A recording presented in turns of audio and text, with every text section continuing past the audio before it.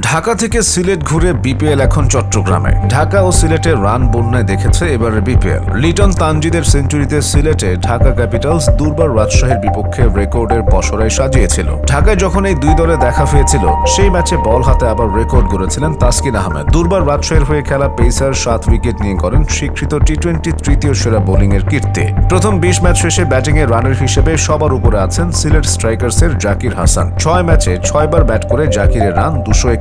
3টি 50 পাওয়া ব্যাটসম্যান ভালোই অবদান রেখেছেন দলের 2 জয়। 149.4 স্ট্রাইক রেটে ব্যাট করা জাকির মেরেছেন 14টি ছক্কা। চিটাগং কিংসের পাকিস্তানি ব্যাটসম্যান উসমান খানের চেয়ে 2 ম্যাচ বেশি খেলেও মাত্র 2 রানে এগিয়ে জাকির। উসমান 4 ইনিংসে 1 সেঞ্চুরিতে করেছেন 249 রান। স্ট্রাইক রেটও দারুণ তার, 171.72। ঢাকা ক্যাপিটালসের 2 সেঞ্চুরিয়ান তানজিদ হাসান 246 এবং লিটন দাসও 240 রানে আছেন শীর্ষ 5-এ। লিটন 198 রানই করেছেন শেষ 2 ম্যাচে। সংস্করণটি টি-20, তাই শুধু রান দিয়ে ব্যাটসম্যানদের বিচার করা যায় না এখানে। নুরুল হাসানের কথাই ধরা যাক, রান সংগ্রহের শীর্ষে 25-এও নেই রংপুর রাইডার্সের অধিনায়ক। তবু টুর্নামেন্টের সবচেয়ে কার্যকর, সবচেয়ে বিধ্বংসী ইনিংসটা খেলেছেন এই উইকেট কিপার ব্যাটসম্যানই। সিলেটের ফরচুন বরিশালের বিপক্ষে শেষ ওভারটায় কি ব্যাটিং করেই না দলকে জেতালেন তিনি। শেষ ওভারে দলকে জেতাতে দরকার ছিল 26 রান। কায়েল মায়ার্সের করা ওভারে 3টি করে 4 ছক্কায় নুরুল তুললেন 30 রান। সেদিন 7 বলে 32 রানে অপরাজিত নুরুলের মোট রান 99।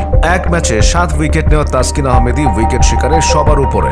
6 ম্যাচে 14 উইকেট নেওয়া পেসারের ইকোনমিও দারুণ, 6.72।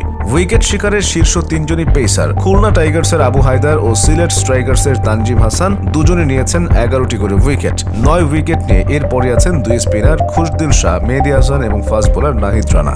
বোলিংয়ে তাসকিন ছাড়া আর কেউ ম্যাচে 5 উইকেট পাননি। 4 উইকেট নিয়েছেন মেহেদী হাসান, নাহিদ রানা ও আবু হায়দার। সিলেট পর্বের খেলা শেষে বিপিএল এর দলগুলোর মধ্যে অবস্থান ও পারফরমেন্সে বড় ধরনের পার্থক্য লক্ষ্য করা যাচ্ছে। টানা 7 ম্যাচে জয় নিয়ে রংপুর রাইডার্স দারুণভাবে শীর্ষস্থান ধরে রেখেছে। অন্যদিকে ঢাকা ক্যাপিটালস দীর্ঘ 6 ম্যাচ হারের পর অবশেষে একটি ম্যাচ জিতে তলানির জায়গায় থাকলেও কিছুটা স্বস্তি পেয়েছে। সিলেট পর্বের অন্যতম আকর্ষণ ছিল ঢাকার প্রথম জয়। দুর্বার রাজশাহীর বিপক্ষে লিটন দাস এবং তানজিদ তামিমের দুর্দান্ত ব্যাটিংয়ে তারা বিপিএল এর ইতিহাসে সবচেয়ে বড় রানের ব্যবধানে জয় অর্জন করে। বিপিএল এর এই পর্বে রংপুর ও চিটাগং কিংস ছিল অপরাজিত। অন্যদিকে খুলনা টাইগার্স জয়হীন থেকে পর্ব শেষ করেছে। রংপুর রাইডার্স এখন পর্যন্ত টুর্নামেন্টের সবচেয়ে সফল দল। তারা 7 ম্যাচে পূর্ণ 14 পয়েন্ট নিয়ে প্লে অফের পথে অনেকটাই এগিয়ে। চিটাগং কিংস 4 ম্যাচ খেলে 3 জয় এবং নেট রান রেটের দিক থেকে বরিশালকে পেছনে ফেলে দ্বিতীয় স্থানে অবস্থান করছে। বরিশাল 5 ম্যাচ খেলে সমান 6 পয়েন্ট পেয়েছে। তালিকার মাঝের দলগুলো যেমন খুলনা টাইগার্স, সিলেট স্ট্রাইকার্স এবং দুর্বার রাজশাহী নিজেদের জায়গা ধরে রাখার জন্য